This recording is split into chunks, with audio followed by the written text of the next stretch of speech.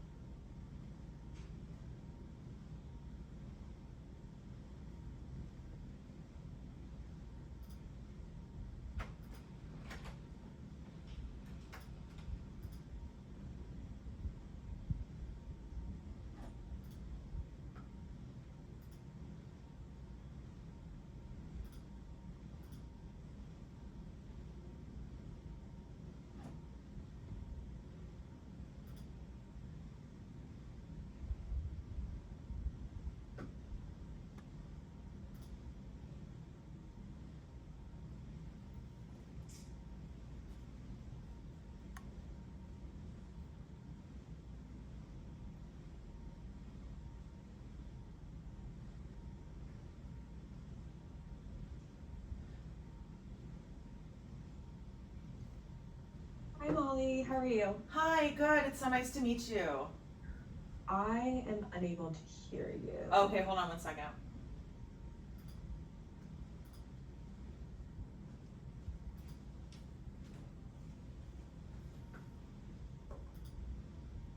Okay, that should fix it. Can you hear me now? Yes, I can. Sweet. I'm technical. Yay. So I'm Tori. I'm Congresswoman May's Counsel and Policy Advisor. Just want to thank you for reaching out and glad we were able to set this up. Just real quickly, because I have some of the oversight staff on, they just wanted to flag just kind of a standard whistleblower procedure. Wonderful. Thank you. Hi, my name is Trinity, and I handle the whistleblower intake on the committee side of things. And, you know, we just want to reiterate, and I'll probably say this many times throughout this call, that we, you know, prioritize your safety first and foremost, your privacy to the extent that you are, you know, comfortable with sharing things with us, and we will keep, you know, information sharing very limited, you know, sort of like outside of these conversations. And I also want to acknowledge how invaluable your testimony and experience in coming to us today and speaking with us. Oh, good.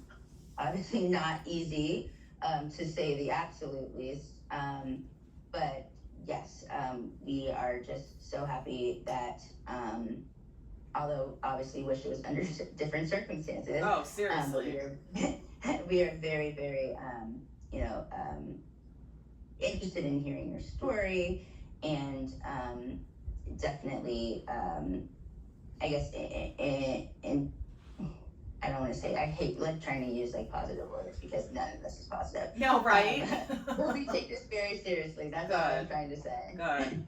Good. Thank you. I appreciate it because I mean I've been trying to be heard for 4 or 5 years at this point. I mean I think I even started speaking up in 2019 when I was starting to put puzzle pieces together.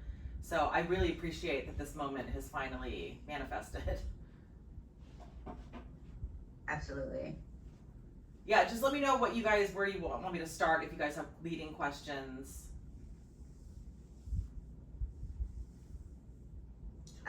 Tori, did you have some questions off the top, or did you want me to take it? I will let you all take it since you're more handling the actual investigation, and then I can add you any follow-ups. and go from there. But Okay. just, echoing everything Trinity said, we really, really appreciate your time and speaking with us and bravery coming forward. Thank you. And just really glad that we're able to connect. Thank you. My husband is here also. We've been married for 21 years at this point. So he has heard the unraveling of this. He was here when the royal family called me. He was here, I've been in the paper for certain things. I'm trying to think of any other crazies that you've been around. I mean, it's all been insane. It's just, you're one of those people that things happen to. Yeah. Running Nice into way of putting Stormy Daniels at my... Oh yeah, I just met Stormy Daniels like 3 nights ago too, so we were comparing notes, so now we're just talking as well. Insane I know. stuff. It is That's insane. all. I'm used to this. I have had weird shit happening my whole life. So I'm very used to this. I feel really excited to get to this point that we're at right now with you guys. Shaking. Yeah, my husband's shaken. My nerves are used to this. But I'm so glad that we're finally at this point that we can hopefully get to next levels. Because it's frightening even as a citizen to just watch all of this crumble. And then also someone who was raised in faith to see the book of Revelation like unfolding. And a mother. And a mother, yeah, that too. So yeah, but did you guys have questions? I have like a printout. I think I gave you guys some notes and I sent you guys some evidence. That's not even all the evidence, obviously. I have a ton of other evidence. One of the things I did want to mention as well, that I didn't put in the notes or the pictures, was when I did speak up, when I first started putting 2 and 2 together, when I recognized Ghislaine Maxwell in the news, and that she was that woman that approached me at the gym when I was like 14 or 15 years old. I spoke up about that. I made the media about that. And then when I saw Epstein's house in the papers, when they were finally like condemning, tearing the house down and stuff like that, I was like, oh my gosh, I've been to that house. I've been to that dock. I've been to that boat slip, bless you. And so I was starting to put pieces together, and people were telling me to reach out to Virginia Giuffre and Maria Farmer, that they were spearheading this, and they attacked me brutally, the same way they did Rena O. I helped Rena O even get the evidence against her. I messaged her and I was like, oh, they're bashing you. They just did that to me. You might want to come, on Twitter and defend yourself, or at least collect evidence. And now she has been suing Virginia Giuffre. And I don't know if you've read the articles, but she was afraid she was going to be losing her inheritance to Rena. So there's a huge cover-up, as you obviously know. There's been people who have been assigned to be mouthpieces who are proven liars, fabricators, traffickers. Virginia was proven with the Prescott judge files that were released a year ago, that she was 18 when she trafficked 14-year-old Carolyn. She was an adult who's been manipulating the system. And then, like I said, people were encouraging me to reach out. She had an anti-trafficking organization. I have screenshots where she publicly called me a liar. I never met anyone. And then Maria Farmer made a whole bunch of terrifying art of me, mocking me. She told people I was a meth head. I have never done meth in my life. My nickname for her, she told everyone I was Methy Molly. It was terrifying, and it went on for three or 4 years. Mm-hmm. And all through COVID. So that was all through COVID. So that was very distressing as well, that I tried reaching out to an organization and then was targeted by their mouthpiece, Virginia. And also I reached out to Julie K. Brown. Actually, she reached out to me. Julie K. Brown from the Miami Herald reached out to me, and she said she would not print my story unless Virginia approved of it, which I had never met Virginia. I believe Virginia knows my recruiter. It was the same time, it was 2001, and that's when she was in that circle as well, and it was Palm Beach. So I'm guessing she tried to publicly discredit me because my recruiter and her would likely know each other. They're the same age. So I just wanted to bring that to your attention as well, that all of that's incredibly shady, and that, there was nowhere for me to speak. She elevated my voice at first because I posted about someone she didn't think was in the network, a billionaire, Ray Huizenga. His dad owned Blockbuster, Miami Dolphins. He tried to traffic me. He tried to take me out of the country when I was 17. And I have newspaper clippings. I have letters from him. I have pictures. My dad was able to get press and stuff like that. My mom was always writing to the papers and getting me the papers all throughout high school. So she retweeted that, and then when I started putting pieces together about Ghislaine Maxwell and all this stuff, they accused me of trying to crash their party and steal their fame and valor, and it was just wild. And I reached out to representatives about that. I reached out to so many people. I was just ignored. I ended up deleting my Twitter account because it was just so volatile over there. Maria Farmer kept making fake accounts with my name and attacking me, and I mean, it just got wild. It was incredibly scary. And the last thing you're after is fame or fortune. And the last thing I'm after is fame, exactly right. I mean, I was an honors student. I was planning to go to law school. I was classically trained vocalist. And the whole reason none of that ended up happening was the year before I was trafficked to the Epstein Trump Maxwell party. I had been abducted and raped by a producer through an MTV event that I was scheduled to sing at as a plant. And he tried to take me to a business dinner to discuss opportunities. And he ended up abducting and bringing me to his house, luring me into his house, pinning me down and raping me. And I believe he recorded it because he then offered me singing work afterwards. He turned on and off his computer around the assault. And so I went inpatient into a hospital in Palm Beach a year later. I had flunked out of school at that point. I had pretended to graduate. I didn't know what to do. I was really freaked out. The whole reason I didn't call the police the night that he raped me is because when I got home, I showered, and I immediately showered all of the evidence off of me. It was not inside of me, to my knowledge, and I showered off the exterior. I went online to Rain, the only website I knew at the time in the year 2000, and it said, do not shower. And I was gutted. I was devastated. I don't believe I got out of bed that entire weekend. And then I pretty much flunked out of school at that point. I was too scared to even go anywhere and pursue anything. And I pivoted from singing, entertainment, and law to I immediately started working in telecommunications just so I felt safe. I was working as a rep at AT&T Wireless. And I immediately pivoted over to that. So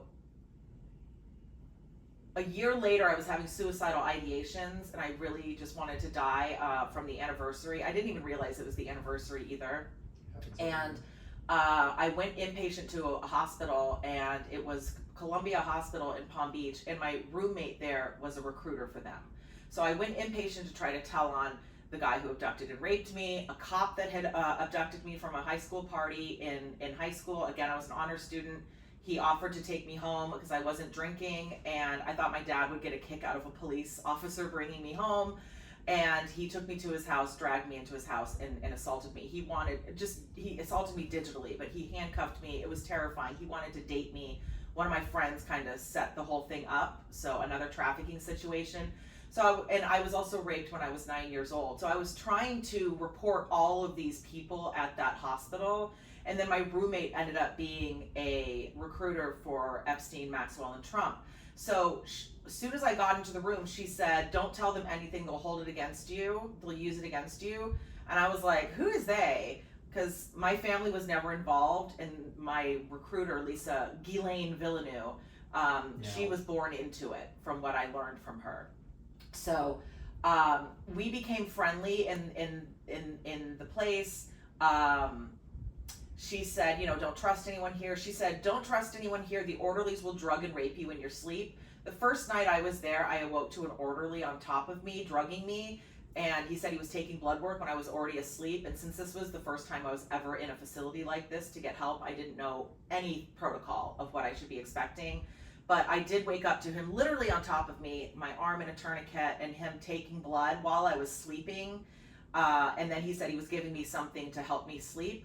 I believe he raped me. I found another survivor from that same place who has identified the same man. When she was 15, she said he raped her. So I've just been putting all these pieces together, and it's just been horrifying. So then Lisa and I became friendly. She said, you seem really cool. And then I told her a lot about my sexual abuse. Obviously, when I was there, I was divulging it to her and entrusting it to her.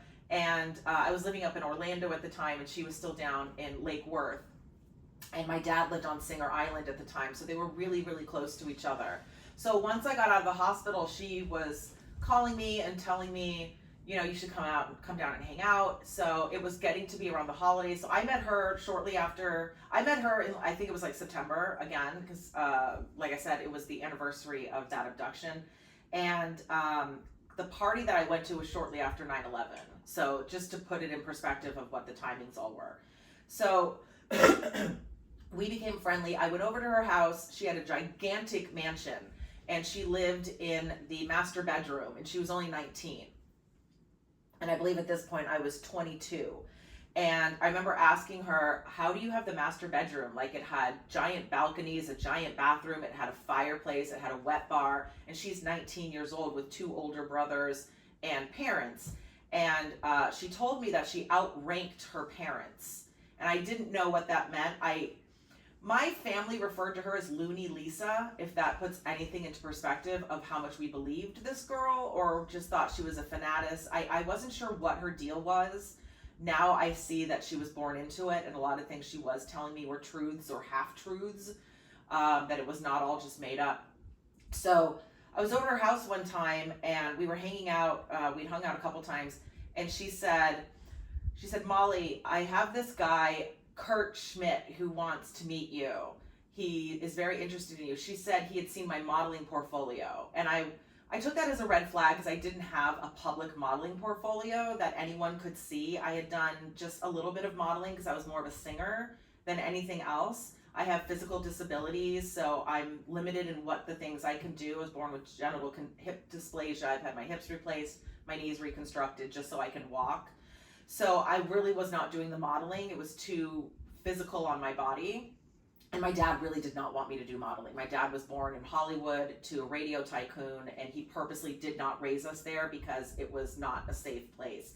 He knew about the industry. He's the one who protected me from that billionaire in high school that tried to take me out of the country. My dad said, there's not a chance in hell a grown-ass billionaire is taking my underage daughter into international waters. And I remember that statement verbatim, and it was one of the first times I'd heard about human trafficking other than my modeling agents. So I had 3 agents when I was in high school: Boca Talent, Ada Gardner, and Sarah Parker Model and Talent Agency, and all of them told me to stay away from Elite, which was owned by Trump, and stay away from Casablanca, that those were human trafficking organizations. They were catfishing, they were selling, they basically said they were targeting families who didn't know better into taking classes and trafficking and recruiting. And because I was asking, I want to, all these things look legit, like they're connected with Vogue, they're connected with this, they're connected with CoverGirl, they're connected with this. And my agents would say those are all like fabricated events that they make. They're all internal events that they make. So she was warning me to stay away from all of those, that was human trafficking and catfishing and exploitation and money laundering. So anyway, so I was over at Lisa's house that one day, and she tells me out of nowhere that her friend Kurt Schmidt likes me and wants to meet me. And some of the words that she used were, she said something like he's currently in a relationship, but she's a stick in the mud, and he's not enjoying his girlfriend experience. Those are the words she used, girlfriend experience, which I'd never heard those words. And they raised a red flag for me at the time. Now I know. I think you guys saw some of the evidence. There was Trump escorts, and it mentions GFE, girlfriend experiences. All of that is available on the Wayback Machine, and also people have confirmed that they saw it at the time, especially like dancers at clubs and stuff. They were like, "Oh my God, we were very aware of that website. It's very real." So you can look it up on the Wayback Machine. It's still up there, and you can find all that information and how it's all just been repeated onto Mystique companions. Now it's out of China. So she said to me, Kurt is not enjoying his girlfriend. She's a stick in the mud. And I said, well, why doesn't he just break up with her? And she said they have a contract. So this is the thing people aren't talking about, are these fake contracts. And this is what I was offered. So she said he was complaining that the girlfriend he had was a stick in the mud, and that he wasn't enjoying his girlfriend experience. And I thought those were very weird words. And but I'm also partly a journalist. I was on the debate team in high school. I wrote for the newspaper, and I also did the morning news. I was the morning news anchor, and I also did some of that in college as well. So that was part of my tract, was to investigate things, and I'm just fascinated with these things, especially surviving rape. When I was 9, I became very aware of what was happening under our noses and what it all led to. So I'm over at her house and I'm just taking mental notes, and she says she wants me to meet him, and so I agreed to, and because I wanted to see what it was all about. And so she brought me to the Epstein party on Palm Beach Island. She picked me up, and we went to Clematis Street. I don't know if you know where any of this is, but Palm Beach Island, right before the island, is downtown West Palm. I'm from the area. Okay, perfect.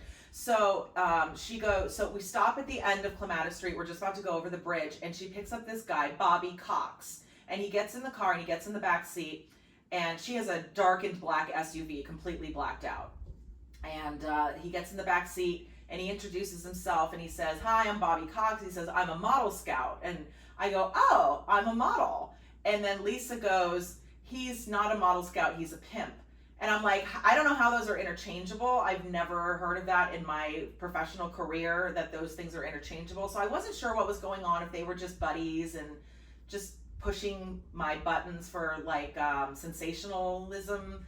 So I just kind of let that slide. And so we get over to Epstein's, we pull into the driveway. We actually ended up going in through the gate and going right into the backyard. We did not go in the front door. So we parked in he's got like a half circle. We parked over to the right of the half circle and went in through the gate. He had a gate over there that went into his backyard, and we made a beeline straight for the dock. And that is where Kurt was, on the dock, on a boat. He was living in exile in the Atlantic Ocean. He was a heroin junkie, and basically what Lisa was telling me was he needed a good girl. He needed a good cover girl to get him off drugs, to make him look suitable, and to get him his inheritance so that he could be employed with Campbell's Soup. So basically it was like a glorified babysitting job.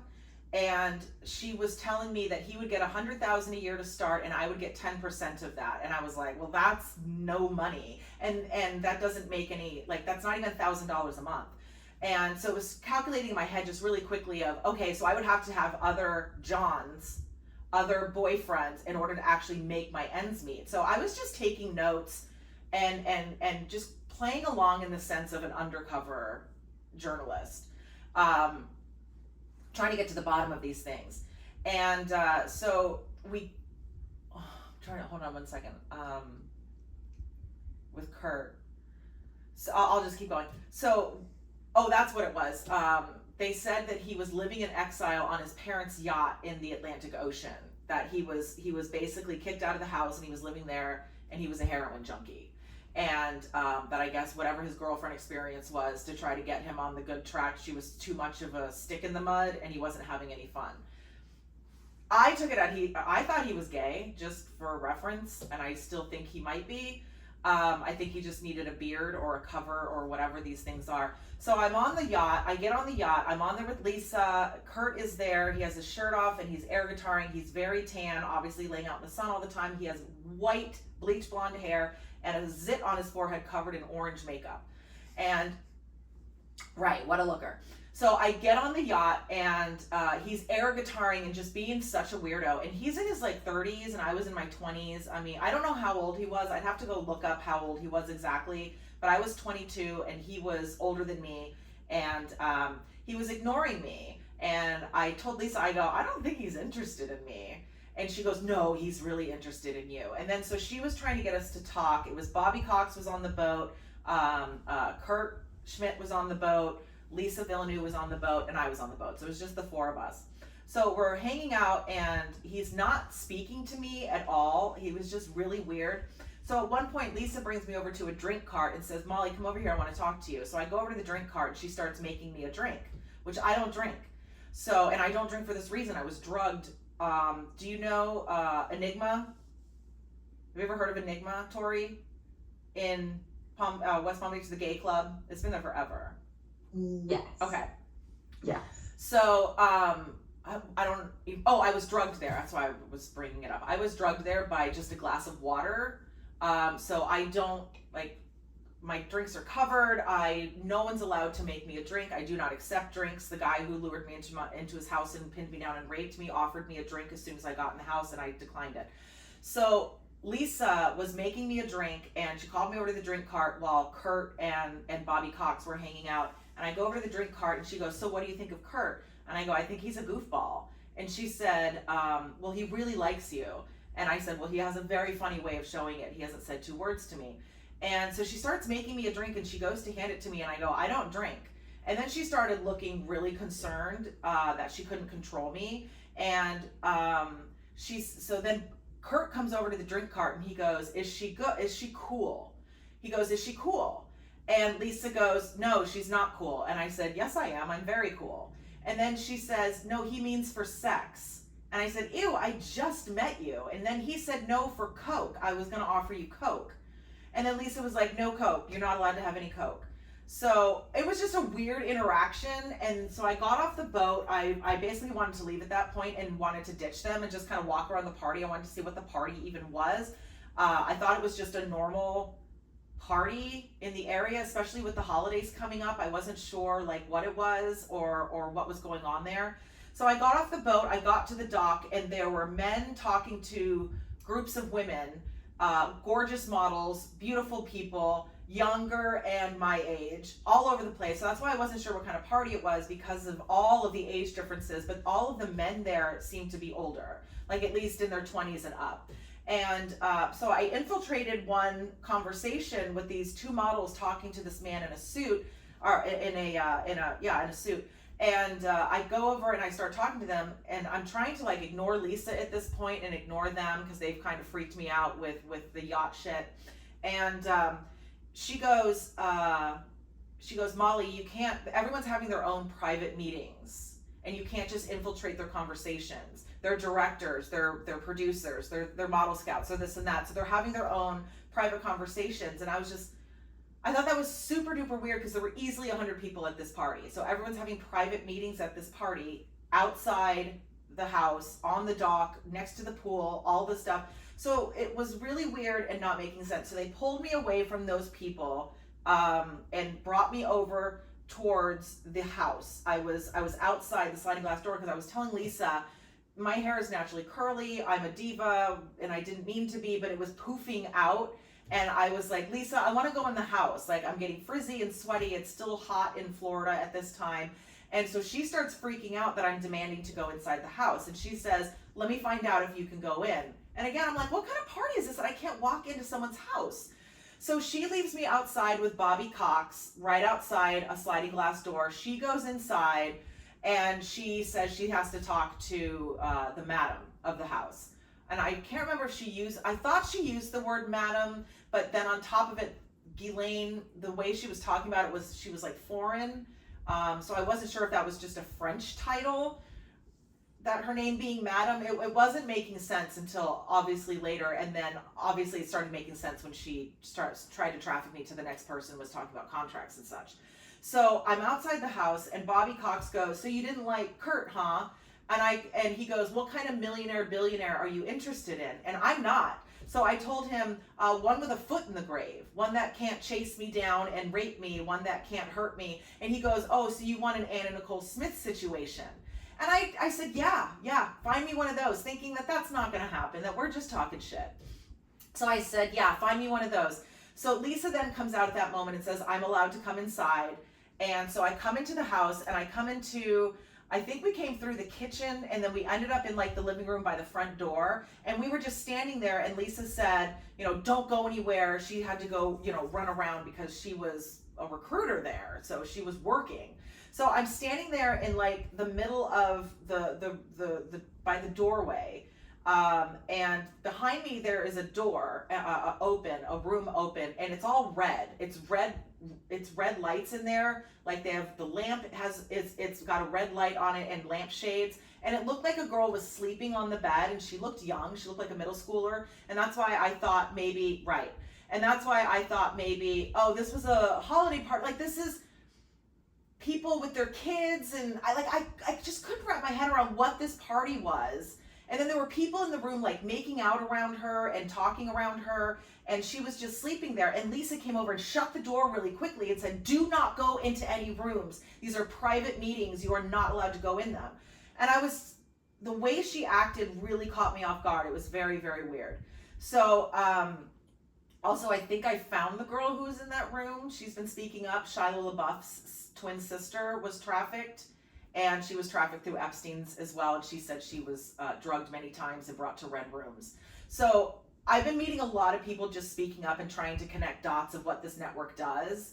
But I mean, I know it sounds unbelievable, but I mean, here we are. This is where we're at. It sounds unbelievable, and it sounds unbelievable so that they can get away with it. That's how they get it. It's the cognitive dissonance. It's so unbelievable. We just shut off our brain and say that can't be happening, and they're having a grand old time because it's so easy for them to orchestrate, especially with our cognitive dissonance. So we're inside the house at this point. Lisa comes over, shuts that door, tells me not to go anywhere, don't go into any rooms. And then right at that moment, she walks away again. And then at that moment, Ghislaine Maxwell starts coming down a spiral staircase, which I can see right in, it's like just right at the end of my vision. The door was here, and then the staircase was over here, and I was like here. So Ghislaine Maxwell starts coming down the stairwell, and I didn't recognize her at first because I didn't recognize her from when I met her when she was baiting me with Victoria's Secrets at the gym when I was 14 or 15. And so she's coming down the stairs, and she makes an announcement, and it's like, I want to say it's like 10 o'clock, it's not that late, and she makes an announcement. She says, ladies and gentlemen, we have been invited to Mar-a-Lago via personal invitation of Donald Trump. Please take your things and let's head over to Mar-a-Lago, because obviously Mar-a-Lago is much, much bigger than Epstein's place. Epstein's place was not that big. Lisa's place was bigger than Epstein's place. So everyone starts like going out the door and shuttling over there, and then Lisa comes up to me and I said, we're going to Mar-a-Lago. I'd never been, so I was really excited. And I thought this party was really weird, and maybe it was a little bit better over there. Maybe they had real drinks and like food and stuff. Like, it was just super weird. And so she goes, who said you could go to Mar-a-Lago? And at this moment, Ghislaine Maxwell was coming by me. She was walking by me, and I said, her. She said we could all go. And then Ghislaine Maxwell touched my arm and said, yes, you're all invited. Please join us. And then she was facilitating people walking out the door and getting like people shuttled over to Mar-a-Lago. And Lisa looks at me and she goes, Molly, you can't go. You're not invited. And I go, she just said everyone's invited. And she said, I'm trying to remember verbatim what she said, but she said, Molly, it's not safe. Oh, first she said, they're just looking for prostitutes. That's right. And I go, well, I don't think 100 people are prostitutes, and I don't think Donnie can, excuse my language, fuck all of us. And because, again, I didn't know what she was talking about, nor did I believe I was in any kind of danger whatsoever. So I thought she was overreacting. I really wanted to go to Mar-a-Lago. And she goes, Molly, it gets rough quick. I'm trying to, did she say other things? My mind's a blank right now. So she said, we'll go home and look through Forbes magazine for more millionaires, billionaires to look at and pick out like, and she said, she was very much monitoring my food intake as well. She was always commenting on what I was eating and that I needed to lose weight or be skinnier or whatever. And I would ignore her because it was really annoying. I grew up with that lifestyle anyway. And so one of the things she said was, we'll get ice cream and look through Forbes magazine. So she was trying to get me to leave with her back to her house. And at that point we went back to her house, and I remember the whole night she kept trying to go to sleep like immediately, and I was wired, and she was like, Molly, go to sleep, Molly, go to sleep, Molly, go to sleep, Molly, you're so annoying, go to sleep. And I'm an insomniac. I don't sleep for days unless I'm on sleeping pills to begin with. I have so much trauma from, I just don't trust the world. So I don't know. Other people have come out and said you could have been drugged that night and trafficked that night and you would never know, because that's the thing, is they're drugging people, and that's the thing no one's talking about. They're not talking about the druggings. They're not talking about the contracts. So the next day I was home, and Lisa called me again and said that she found an old guy. She said he was a poet laureate, Billy Collins. And he was the poet laureate of 2001 through Clinton. And she said he was an older man. I think he was in his 60s at the time, and I was in my 20s. And she said he really wanted to meet you. He's looking for a wife, not a girlfriend. He's looking for a wife, and that he lives at the Colony House on Palm Beach Island, and he has an apartment there, and it's worth a couple $1 million. This is all the stuff she was telling me. And then she was also telling me before with the Kurt stuff and now with this guy that I would have to sign a contract with Madam Maxwell, Madam Ghislaine, however she was referring to her as. And since I knew the name was Ghislaine. I figured it was French, and that's just what they called people. Like, it never occurred to me she was a madam. So, or that these contracts were these kinds of things. So Lisa told me with the poet laureate that he was looking for a wife, that I could live at his apartment, and it was a multi-million-dollar apartment on Palm Beach Island. And I, again, just taking all this in, I have zero interest in actually doing this stuff. So I tell my mom that I'm going to meet with this guy, just so she knows where I am and is aware.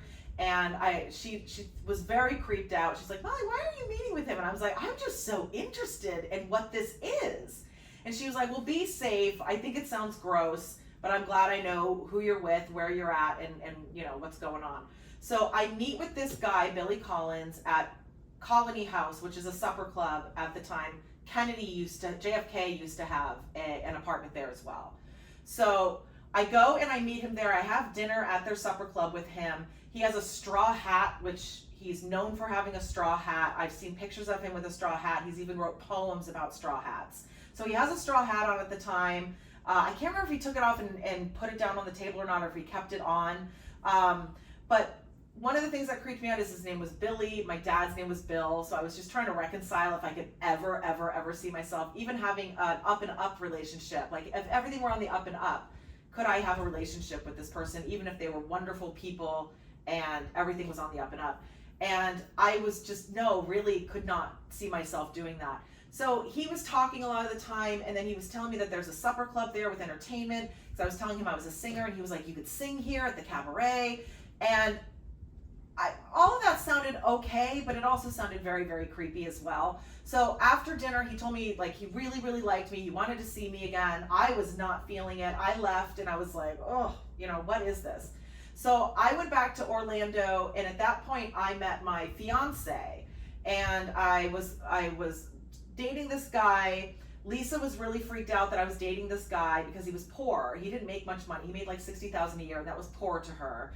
And then we got engaged, and she kept trying to pull me away from him. She agreed to be one of my bridesmaids. I mean, this is how deep she was in it. And so she agreed to be one of my bridesmaids. I remember her repeatedly saying, I can't believe you want to marry that guy. He doesn't have any money. And I was like, well, we can make our own money. My grandfather made his own money. I told Lisa repeatedly, I said, you need to stop chasing these billionaires. I told her my stepmother, she sells property in Palm Beach. You should look into real estate, which lo and behold, she does real estate now. And I said, you shouldn't chase these billionaires. I said, they'll kill you, replace you with someone who kind of looks like you, and it will be the funniest joke to them that they're getting away with it. And she goes, Molly, she had a very interesting accent and cadence. She said, Molly, you are so smart. You are Einstein. Like, she kept saying how smart I was. I was Einstein. She told me there were video cameras all over her house, pinhole video cameras, and I didn't believe her, so I would flip them off and pick my nose and stuff, and she would laugh hysterically. And then she told me, what's that? They had to stockpile of Cipro too, right after. Yeah, oh right. So she would tell me what bathroom I could use that didn't have cameras in it, and I just, again, thought she was a fanatic. I had been bullied a lot through my whole life. We moved a lot, so kids would just make up shit and say weird things to me, so I wasn't really sure what she was getting at. So she told me what bathroom to use that didn't have cameras. She said both of her brothers were rapists. I met her mother, and her mother seemed like a very, very, very young Vietnamese woman who, I mean, she looked like she was in her 30s and had 3 kids almost in their 20s. So it was very, very weird. She didn't speak any English, and she had a vicious Shiba Inu. And her dad was like, I think he was in his 60s or 70s at the time, and she said he was a French dignitary. I've never been able to find him. I don't know what a French dignitary is other than a made-up title for these cronies. Same with like ambassadors, liaisons. These are just like weird titles that they just give people, and they fly under the radar. So one day I was getting a glass of water. She had help staff, she had cooks, she had butlers, she had all this stuff at her house. And I remember I went downstairs one time, I went in the kitchen to get a glass of water. She was like, just ask them to get you a glass of water. And I was not gonna ask them. So I opened up one of the cabinets, and there was a cabinet full of Cipro. And Cipro in 2001 was a new drug. Not really sure what it was all used for Anthrax, at the time. for the anthrax. Well, it was. That's what she was saying. So I opened up the cabinet and I see all the Cipro and I ask her, oh my God, why do you guys have all of this Cipro? Like the same drug, you have so much of it. And she goes, oh, that's because we're expecting biological attacks because my father, who he is, and the 9/11, we're expecting anthrax attacks. And that's supposed to be their supply to keep them safe. And I was like, you guys are crazy. You think the world is after you? And yes, it is. After that, I like I said, I started dating this other guy, and I really stopped talking to her about these Johns and stuff. She agreed to be one of my bridesmaids. So my bridal shower was 2 weeks before my wedding, and I call her up to tell her, you're expected to come. You're one of my bridesmaids. And she tells me she might not be able to come. And I'm like, Lisa, the wedding's in 2 weeks. I'm like, you agreed to be one of my bridal party to match my future husband's bridal party. Like, this is all planned. We've paid for it. And so she goes, I might have to get government clearance to come up. And I'm like, sure you do, So she goes, I'll have to get government clearance if I want to come up. And I was like, okay, we'll go work on that. And then she said, I might have to bring my handler. And I'm like, okay, go work on that. Like, I don't believe you have a handler. She does. She brought the handler to my party. The both of them showed up to my party. Lisa tried giving me a Balenciaga bag. So this is one of the things she was baiting me with. She had a $50,000 motorcycle Balenciaga bag. I don't know if you guys remember it. It had all the fringe, and it was the Harley bag or something like that. It was the thing of that time.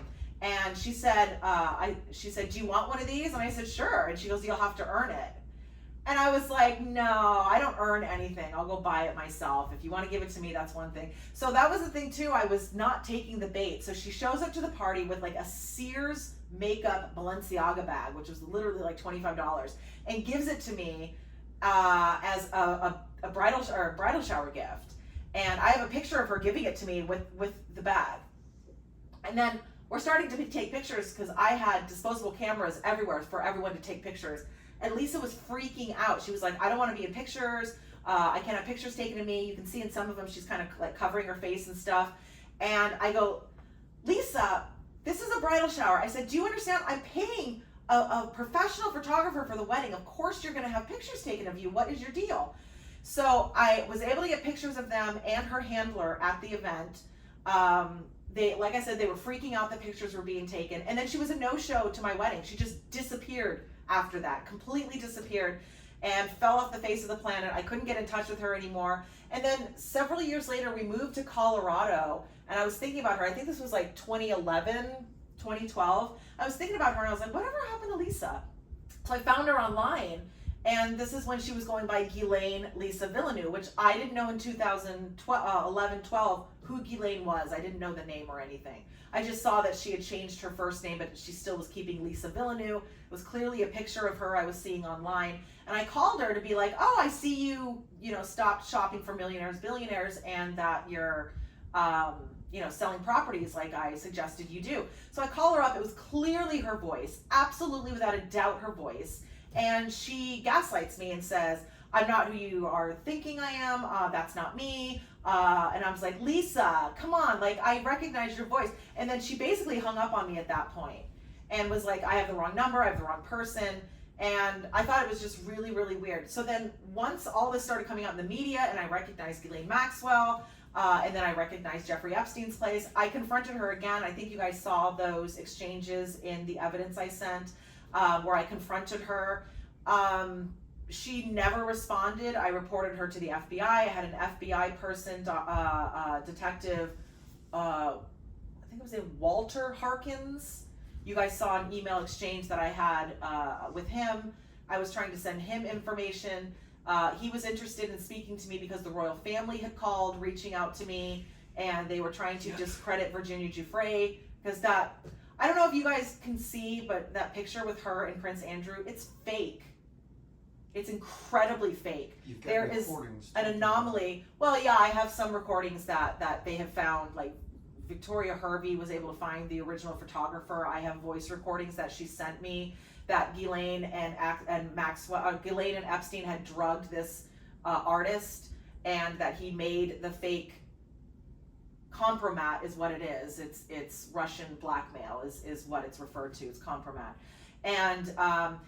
But Lady Victoria Hervey is one of them. She's, part of their network. So she was She wasn't letting the information out. She was defending Ghislaine, free Ghislaine, and kind of skirting around the Epstein stuff. And so I have that confession for her. Rena O also brought to my eyes that is not real. And Rena O has a painting that she made where you can clearly see that picture is from a picture from Naomi Campbell's yacht party. She's got the exact same clothes on, and she's actually holding a blue sweater, which is the arm of Prince Andrew around her. So one of the biggest glaring things that you can see in the picture is her hair. So you see how mine is parted on the side, and more of my hair is on this side and less is on this side. She has a massive amount of hair on this side that does not match her hair. She has a very weird cloned teardrop shape that is mirrored, impossible to have, that is not real. And then there's this black anomaly literally floating in her hair and outside of her hair. It's from nowhere.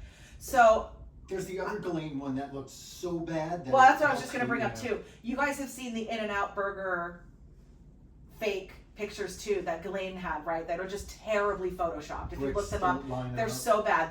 The bricks don't line up. The chair floating. I mean, it's so bad. I have circled all of these anomalies. There's a gap between her head and a car.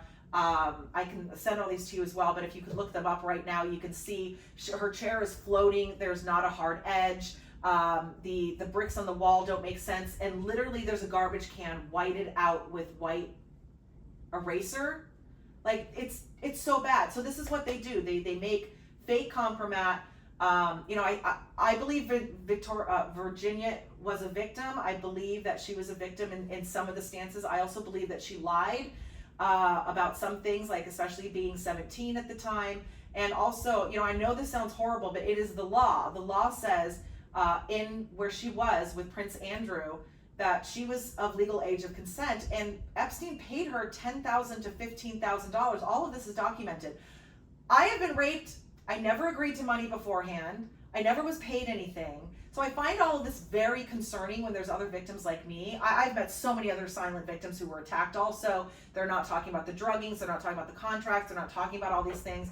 And they've been telling me, oh, this is their plan, is all their inside people are now moving money around, the recruiters are taking over, the ex-employees, the ex-girlfriends, all these things have they're the mouthpieces, they're the only ones allowed to talk, and they've sanitized everything. They're not talking about organ harvesting, they're not talking about the baby making. The Zorro Ranch was a baby ranch.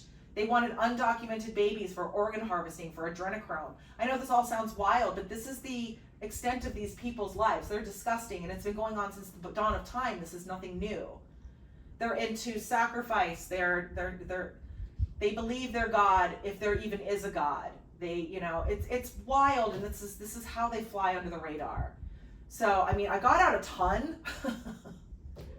Thank you for listening. I don't know really what else to hit on. I'm just grateful to be on this call, honestly. I've reached out to so many people. I've reached out to Marjorie Taylor Greene. I've reached out to Jasmine Crockett. I haven't heard back from her yet. I mean, like I said, I went to DC with Rain in April of 2021. I was trying to tell my story there, and even Rain was like, your story's a little too much. Like, don't speak it. And I had a panic attack the minute I got to DC. Like, I'm in enemy territory. Like, I don't feel safe. I tried coming out through the Biden administration. The problem is it's both sides. It's both sides and Trump. And Trump's trying to say it's all the Democrats and it's a hoax, which none of that makes sense. And then now he's an informant, which people don't understand. An informant means you are participating. And that's how you become an informant. So then, Mike Johnson had to walk that back. But it's just wild. Every night we go to sleep and every day we come back and nothing's happening. Nothing's progressing. I've watched your story unravel for 22 years. Yeah, my husband's watched my story unravel for 22 years. Heard the same story. And I'm in trauma therapy weekly. I have a trial next week or possibly the week after. We're waiting to see what the final trial dates are with that MTV producer guy. Time's Up Legal Defense Fund is paying for that for me to be able to fight back. The original judge that allowed him to sue me was, what was his name? Jeffrey Ashton. He was accused of being a pedophile. Ron DeSantis put out an executive order to investigate him for pedophilia. All that was swept under the rug. So, I mean, The system is very broken. It's broken on purpose. It does not want to help or protect people like me. I have no whistleblower protections. I'm working with the girl, I can't remember what her name was, but she's the one who wrote AB 933 for California, that she was able to get whistleblower protections, and that if someone like this were to try to sue you, like in my case, that they would have to prove with evidence that they have a valid case, and they would have to pay up front. If it's this type of situation, or they're responsible for my payments, which that's not the case. I have to come up with $20,000 to go pay my attorney. That Time's Up will reimburse me, but that's the problem. That's still elitism. The fact that I can even do any of this, I'm doing all of this so we can change laws. My life, I feel like I'm a sacrificial lamb at this point. I don't get to sing. I didn't get to be an attorney. I don't get to live my life the way I had intended it. It has been completely hijacked. So I am just adamant in trying to get laws changed, trying to protect the next generations. This generation may not give a shit. The generations before may not give a shit, but I give a shit. I want to protect the next generations. People did not protect me. I was not protected. I feel like I have a moral obligation to speak up, be heard, get laws changed, try to do some of this stuff. I just feel like God really has made it so that I have evidence. I've been able to put things together. Whether you believe in God or whatever, I feel like it's a karmic universe. Like, even the universe doesn't want to do this. The universe does not want to be bombed every day, does not want people on it being trafficked and raped and the blood all over itself. So I feel like there's like a universal karma that's also like, enough. So, oh my God, you guys are fabulous listeners. Thank you. No, you're incredible. And I, once again, thank you for sharing all of this and having the bravery to continue to share it. You are a shining example of taking, what you've been through and trying to make positive change in the world. So just thank you so much. And I'm so glad we got to have this. I did want to ask, you mentioned that Ghislaine Maxwell had tried to recruit you initially when you were like 14, 15. Yeah. Can you just get a little more into detail about Sure, yeah. when that happened and the circumstances of that? Yeah, that's a good one, because she said some very weird things at that as well. So when I was about 14, 15 years old, I lived in Jupiter, Florida. I believe I was I think I was a freshman. Oh, that's my hometown. Oh my gosh, yeah, I lived in Jupiter, Florida and Tequesta most of the time. So so I went to Jupiter High School, and in the 90s at Jupiter High School, they didn't have a gym for all the kids to use. It was just a really shitty gym that was just for, because it was the older school. There's a new one that's... It was the old campus before Right. They built the new one. Right, Yeah, the new one's just gorgeous. My parents were working back then at Jupiter. Amazing. So you know what my school looked like. It was like one story. I think one building was 2 stories. It was very... Full of mold. Oh, it was awful. It was just awful. So, and they didn't have facilities. They didn't have a gym or anything like that. So all the kids would go to the Jupiter gym next to the Jupiter movie theater, which was where Bell's is, and I think Taco Bell is across the street. So this is like where we would hang out, either that or the beach. We would hang out or go to house parties.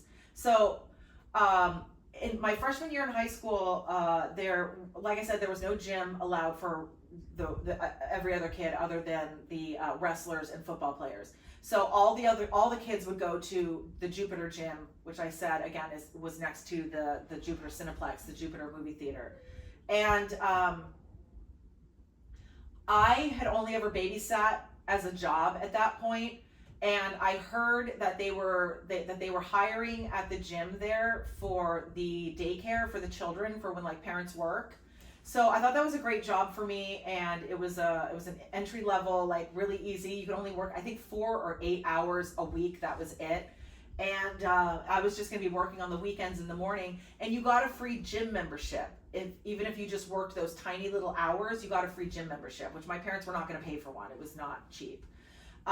So I got a free gym membership, so I started hanging out there all the time. My brother had a car at the time, so he would drive me, or my parents would drive me in the morning to go work in the daycare. So one morning I was there, and I'd worked in the daycare, and then there was like really no one in the gym. I used to have to go in pretty early on the weekends to go, and then it was kind of dead as like it was just mostly adults there dropping off their kids and then going on their day. It wasn't mostly kids at that hour. So the gym was pretty empty. I had finished my shift. I had on a staff shirt that I worked there, and I had taken it off, and I usually dressed incredibly modest.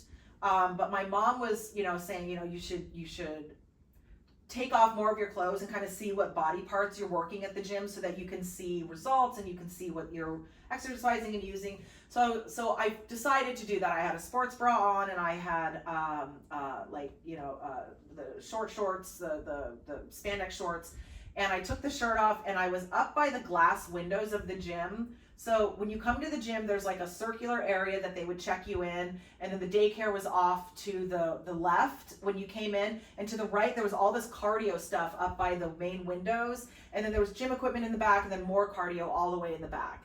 So I wanted to be up by the window because no one was really there, and like I said, I don't like being in places where there's no people in a back area. So I went up to this area and I was working out there. I can't remember what machine I was on because it had to be low impact. All my doctors were like, you gotta be low impact with your EDS, with your dislocations and all this stuff.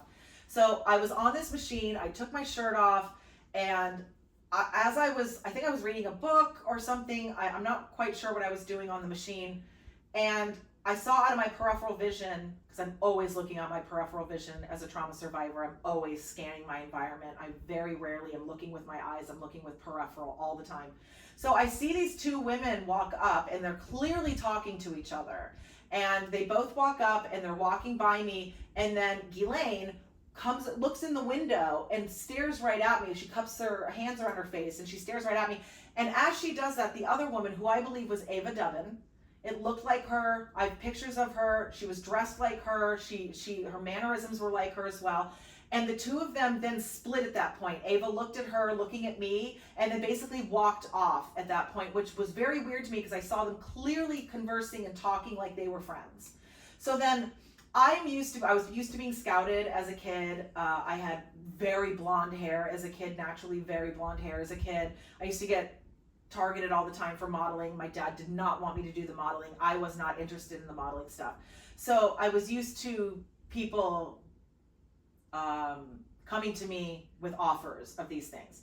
So she comes in, she talks to the desk, and I can see her basically saying, I'm not interested in a gym membership, I just want to talk to this girl. She points over to me, and they let her in, and she walks over to me, and she says, hey, I'm trying to remember how she introduced herself. I think she gave me a business card, and she said her name. She said, I'm Ghislaine Maxwell, and I'm a model scout.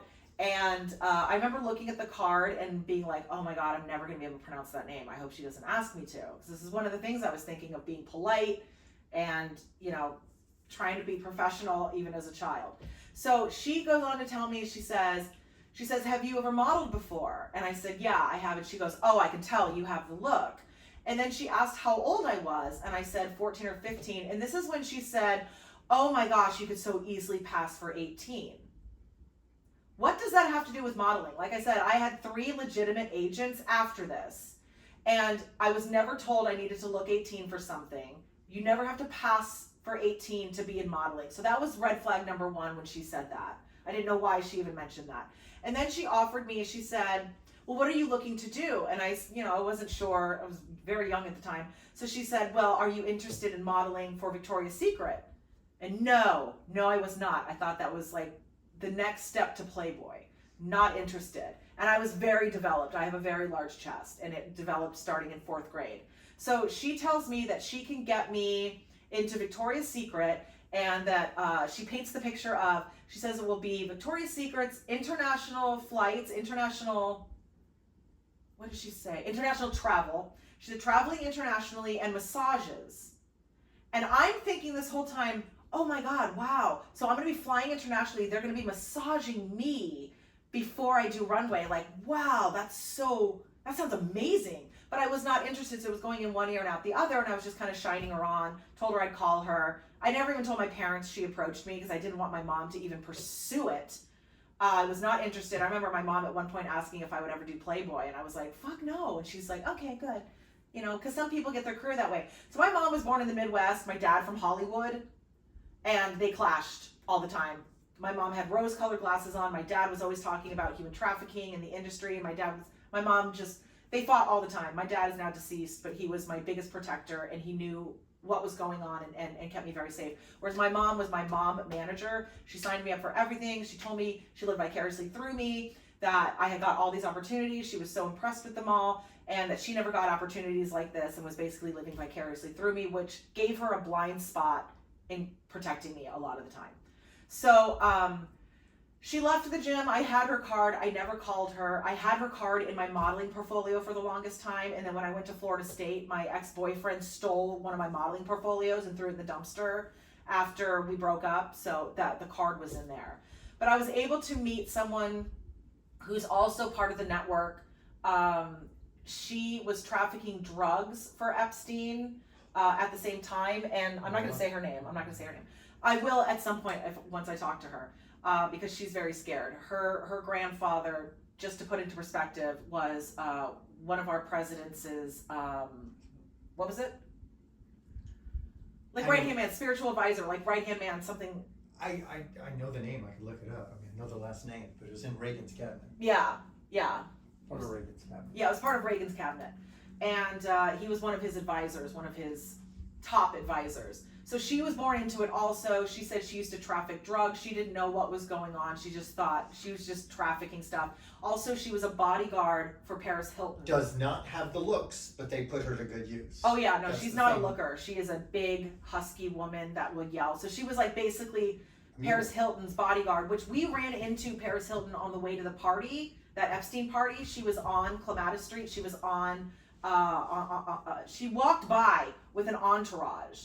And I remember saying to Lisa, oh my God, is she going to the party? And Lisa said, no, she doesn't go anymore, but her brother still does.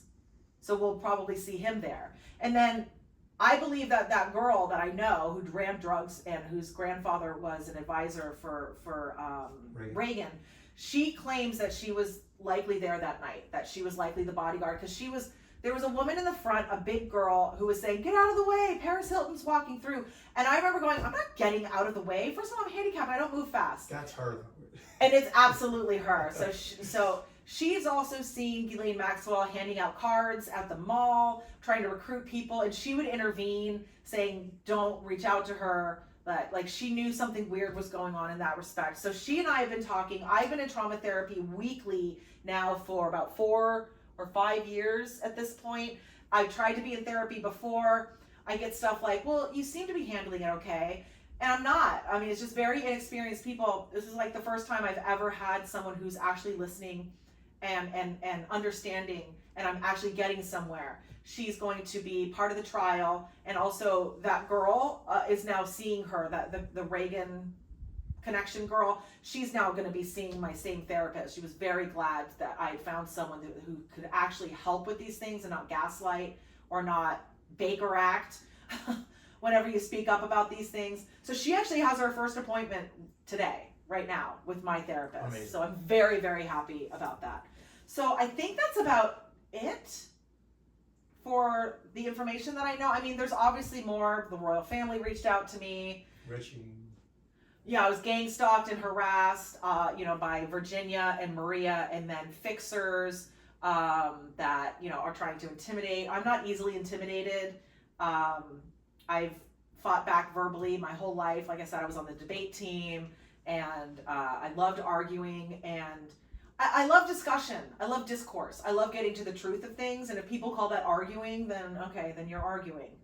I see it as, let's both put our truths out and get somewhere and see where the overlaps are. So I think that's about it, other than the royal family reached out. It was Antonia Marshall. She reached out first, which is Fergie's assistant. She reached out first. They asked, I have all the screenshots for this as well. They asked if Prince Andrew's spin doctor, Mark Gallagher with Page Field, could speak to me. And I didn't trust any of it. I knew he was a spin doctor. I knew they were just trying to, because Prince Andrew's still a problem. He's still a massive problem. I just think he's low-hanging fruit for the network to be the scapegoat. They always need a scapegoat. So I called the FBI. They were very interested. They were more interested in the Prince Andrew stuff than anything else. I went to the FBI with all the information. They came out to me. I told Mark Gallagher in a text, I said, I only want to talk to you if you understand that this is bigger than Prince Andrew. This is bigger than Virginia. This is bigger than this little stuff, this 17-year-old being paid to have sex with a prince and then claiming rape. Like, I'm only going to talk to you if we're actually going to be real about this. And I could just tell he was a spin doctor, so I went to the papers, and he ended up getting fired. The Queen got really mad at him for his attempt. That week. Yeah, so I got him to step down. So my newspaper accomplishes, I'm very proud of. I want that on my tombstone, that I took out Andrew's spin doctor. So I think that's it. And then I lost that detective to January 6th, and I never heard from him again. After I sent him a ton of information, files, screenshots from other victims. So that's where I am now. I think we're definitely interested in any other like documents or evidence that you can send over. Absolutely. We definitely, because it can contribute to like everything that it's, I mean, this is, when I say that the committee and all the offices involved are 100% taking this seriously. Good. And are treating it as the sex trafficking investigation that it should be. Yeah, good. And, you know, looking for other avenues of like where to go next and stuff like that. So anything that you can provide would be exceptionally helpful. Okay, and I have it all organized, so I'll start putting it together in documents and sending them over to you guys. I have it all organized, literally thousands of images, but again, I have them all organized by subjects because I've been doing this for so long, and I'm always like, Molly, organize them or you're gonna be really pissed in the future. So I've been trying to organize them as I get them. Oh, one of the things I was gonna say, and I know you probably, I don't know, I'm not gonna make any judgments. The thing is I'm glad you guys are taking this seriously because they're trying to enslave us all. And I know that sounds scary, but it's a global trafficking, harvesting, wars. Charlie Kirk yesterday, I absolutely believe that was Trump and Mossad. I don't know if you guys do, but I am convinced. But I'm just saying, my husband's like, I'm just saying, it's a global operation for blackmail and control, and they don't, they'll kill you. It's they want to get away with it all, you know? And this is, the victor writes the history, and they write it wrong. And then I don't know if you guys knew Robert Maxwell used to own Macmillan Publishing. Those were our school textbooks. So they were mind controlling us in even that respect of our high school textbooks, our middle school textbooks are owned by a Mossad operative, blackmail, trafficker. He's talking to the cat. I thought he was yelling at me again, like, But I just wanted to share all of that. I know it sounds crazy, but okay, God, I'm glad you all are shaking your heads that it doesn't sound crazy. You know, we got to get to the bottom of this, and I think we're in a really good position because I feel like even MAGA is crumbling harshly, that they're finally seeing it and breaking apart. And I have a ton of hope. I was forced raised Catholic. I had to read the book of Revelation very young. So I was always like, yay, the meek inherit, we take them down, we bind the beast, we get 1,000 years of peace. These were all wonderful things. And I try to bring that hope to other people too, that it is prophesied, whether you believe in God or not, it is prophesied that we win. That is hope, that the meek inherit, and that one of my hashtags is the meek speak. And I encourage the meek to speak. Please keep speaking, and because we're the rightful owners of the planet. And like I said, I feel like we're karmically protected.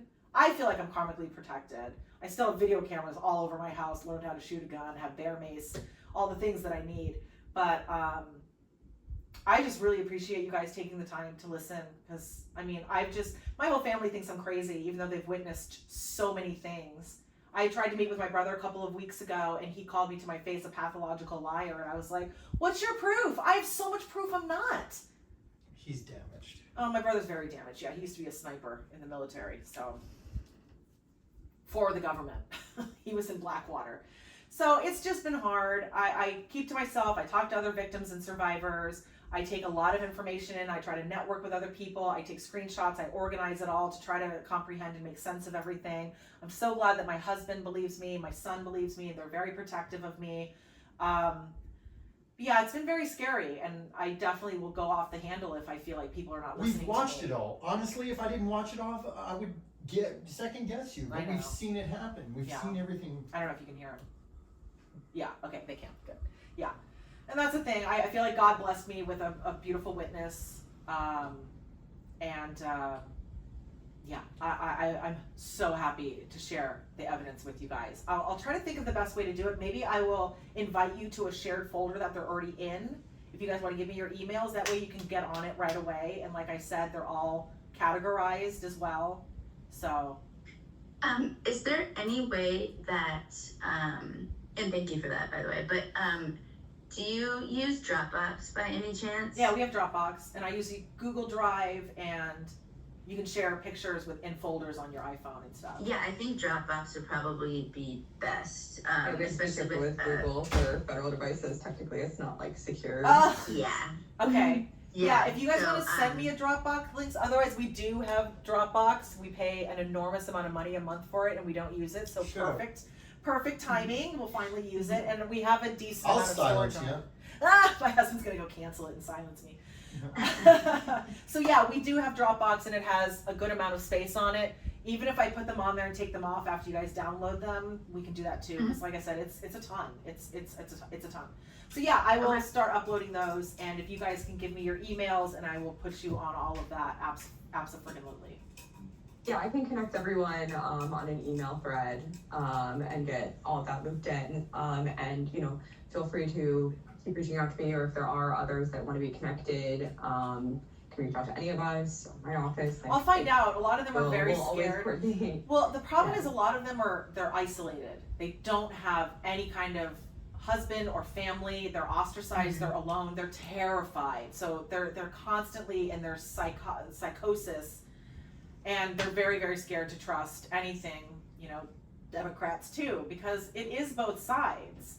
So people are super scared, but they're very inspired by my bravery. They seem to like, if I'm the liaison, they're like, we trust you, and therefore we trust what you trust. And so I will definitely put out a call to my survivor friends and say, hey, I found a path if you guys want to start walking down it and giving information and stuff.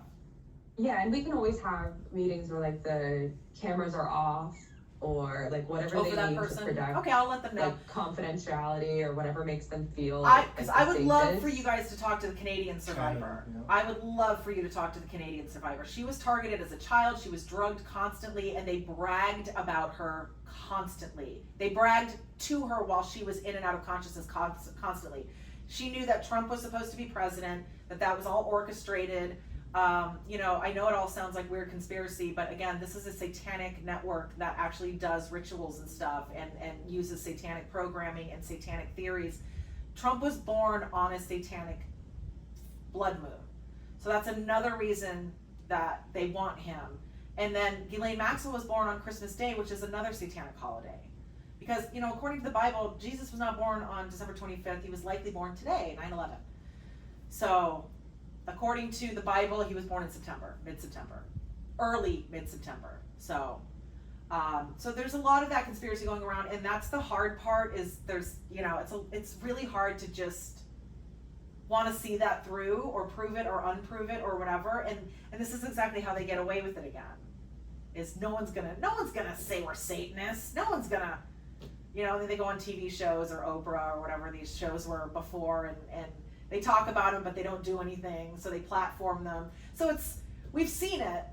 We've talked to victims. We know victims have said that they've been born into families, much like my recruiter, I believe, was born into it. And I was not, thank God. I was not born into it. And I don't have an NDA. I mean, this is another reason they won't speak to me. They don't want to talk to me. Nancy Grace interviewed me in 2021, never aired it. I told her all of this. Well, you I mentioned named the T-words. John's. You mentioned the Yeah, T-word. well, I mentioned Trump, and she's a Trumper, Fox News. So, but yeah, she's set up. They hounded me for an interview. The producers wouldn't stop hounding me. They picked me up in a town car. I had You my have the son go emails? with me. They did hair and makeup. Yeah, I have the emails for all of this too. They did hair and makeup. I went to a satellite studio in Orlando and did the interview with Nancy Grace. And yeah, she never aired it. I named my the Johns that they tried to sell me to. I talked about the contracts. I said that Virginia and Maria were attacking me and that it was very strange. And I talked about the recruitments and my recruiter and all of that. Obviously, Trump was involved. And Never if aired it. They didn't air it, then you were attacked again. Oh yeah, didn't air it. And then of course I'm attacked again over and over and over for even trying to peek my head out. I got rid of my Twitter account. It was just so insane and scary there. Now I just do it for news reporting. I'm like, I feel like Twitter gets breaking news and then it trickles over to Instagram, the truth of the matter trickles to Instagram, and then I don't think Facebook gets anything. I think that's just boomer heaven over there, and they're just not That's the getting only reason I keep anything. my Twitter is for breaking news. 'Cause Exactly, otherwise I same. would not. Same. Same. It is a fifth dimension of hell, but it is breaking news. Unfortunately. But, well, thank you again. This has been, powerful and upsetting, but necessary. And, just really want to thank you for sharing your truth. Thank you. And, Thank you for responding. Of course. Oh my gosh. You're the first one. Thank them for me, And, please. always good to hear from Well, my a husband says girl. thank you also. My husband's very grateful. He says thank you. So much. Yeah, we just really appreciate you.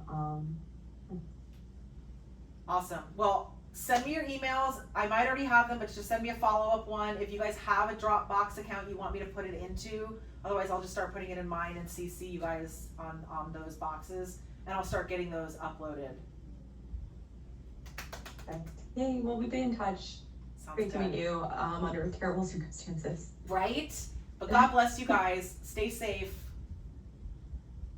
Bye-bye. All right, we'll talk soon. Bye, guys.